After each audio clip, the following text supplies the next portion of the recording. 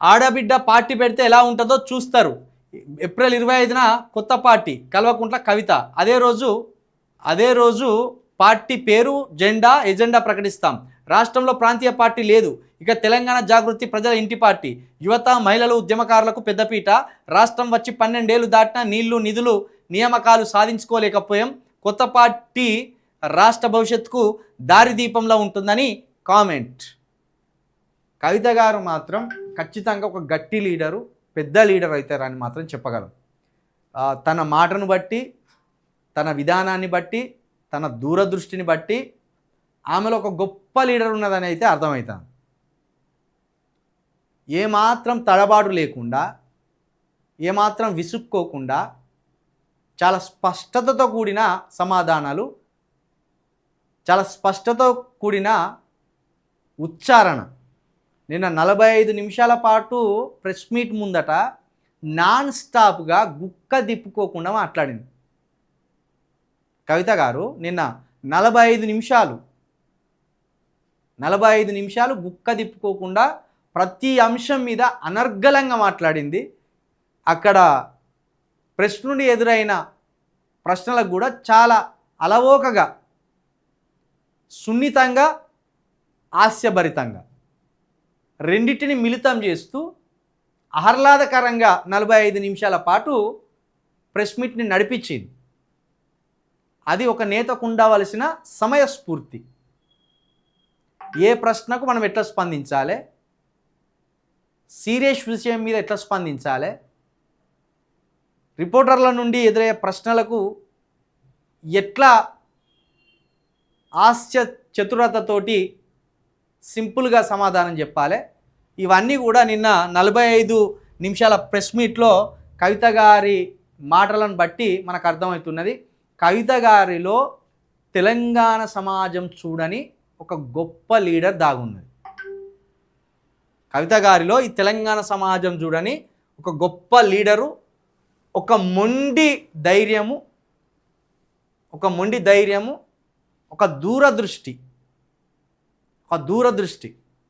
నాతోటి స్వయంగా కవిత గారు నేను 1-to-1 కూర్చున్నప్పుడు నాతోటి కవిత గారు చెప్పిన ఒకే ఒక్క మాట, 2 సంవత్సరాల క్రితం, ఇది ఇప్పుడు కాదు.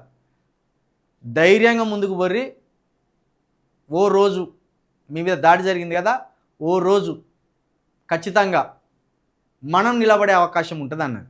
చాలా నర్మగర్భంగా అన్నది. నాకు అప్పుడే అర్థమై నేను 2 సంవత్సరాల క్రితమే కవిత గారి కొత్త పార్టీ అని ఊహించి ఒక లైవ్ చేసిన నేను. అది మన యూట్యూబ్లో ఉంటుంది. ఆ తర్వాత చాలాసార్లు చర్చలు జరిగిన సందర్భంగా కూడా కవిత గారు చాలా స్పష్టంగా చెప్పేటోళ్ళు, నాకు చాలా స్పష్టంగా చెప్పేటోళ్ళు. అది ఇప్పుడు నిజమైంది. 2 సంవత్సరాల తర్వాత నిజమైంది. చాలా ఓపికగా ఎదురు చూసిన నేను కూడా. కవిత గారు పార్టీ పెట్టాలని నేను చాలా సందర్భాల్లో బలంగా కోరుకున్నా కూడా. నేను ఇంకా ఆ సందర్భంలో 1-to-1 కూర్చున్నప్పుడు ఒక మాట అన్నారు, 30 సంవత్సరాలు రాజకీయం చేస్తా, నేను 30 సంవత్సరాలు రాజకీయం చేస్తా అని కవిత గారు మాట అన్నారంటేనే ఒక పార్టీ పెడుతున్నారని అర్థమైంది నాకు. ఆ 30 సంవత్సరాల్లో కూడా ఉన్న వాటిని కూలగొట్టి పేదలను, సాధారణ ప్రజలను ఆగం చేయకుండా, కొత్తవి కట్టకపోయినా మంచిదే కానీ పేద ప్రజల దగ్గర ఉన్నవి గుంజుకోకుంటే సరిపోతుంది మనము అన్నారు. మొన్న కవిత గారు నేను వెలుగు మాటలకు పోతున్న సందర్భంలో కూడా సేమ్ ఇదే మాట మాట్లాడాను. ప్రవీణ్, మనం కనుక పార్టీ పెట్టి దేవుని దేవాల అధికారంలోకి వస్తే ఇట్లా వెలుగు మాటల లాంటి సందర్భాలు ఎదురు కాకుండా చూసుకోవాలి అన్నారు. లగచర్ల లాంటి సందర్భాలు ఎదురు కాకుండా చూసుకోవాలి అన్నారు. సామాన్య ప్రజలు ప్రభుత్వాలే మా గూడు చెదరగొట్టినాయి అని ఏడుస్తున్నారు కదా, అలాంటి దుర్మార్గమైన ఆలోచనలు మనం అధికారంలోకి వస్తే చేయొద్దు. అసలే కొత్తవి నిర్మించకుండా ఉన్నవి కూడా కొట్టకుంటే చాలు అన్నారు. అంత స్పష్టత కవిత గారికి ఉన్నది. పైగా కవిత గారిలో ఒక గొప్ప శక్తి ఉన్నది. కవిత గారిలో చాలా గొప్ప శక్తి ఉన్నది. అది తెలంగాణకి అవసరం.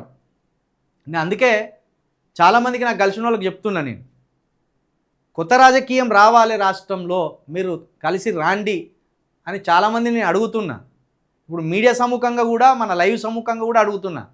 యువకులు ఎవరికి రాజకీయం మీద ఆసక్తి ఉన్నా కొత్త తరహా రాజకీయం చేయాలి మనం, రండి. కవిత గారి లాంటి ఒక పెద్ద ఫేసు రాజకీయంలోకి రావడం నిజంగా తెలంగాణ ప్రజల అదృష్టం. మరొక వేదిక అన్నట్టు అది. ఈ వేదిక ద్వారా కొత్తగా ఒక 179 మంది వెలుగులోకి వస్తారు. ఒక 400 మంది జెడ్పీటీసీలు అయ్యే అవకాశం ఉంటుంది.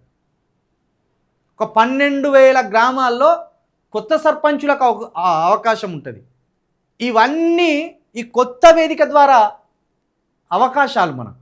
కాబట్టి కొత్త వేదిక ఏర్పడ్డప్పుడు గట్టిగా పనిచేసే వాళ్ళను తప్పకుండా పార్టీ గుర్తిస్తుంది, లీడర్ కూడా గుర్తిస్తారు. నేను చెప్తున్నా, కవిత గారిలో ఒక అద్భుతమైన శక్తి ఉన్నది, ఒక అద్భుతమైన పట్టుదల ఉన్నది, ఒక మొండి ధైర్యం ఉన్నది. సమస్యల మీద నిలబడితే దాన్ని తాడో పేడో తేల్చే నైజం కవిత గారిలో ఉన్నది. కాబట్టి తెలంగాణలో ఉన్న ప్రజలు ఖచ్చితంగా కవిత గారు ఏర్పాటు చేయబోతున్న పార్టీని ఆదరించాలని మీ అందరినీ విజ్ఞప్తి చేస్తున్నాను.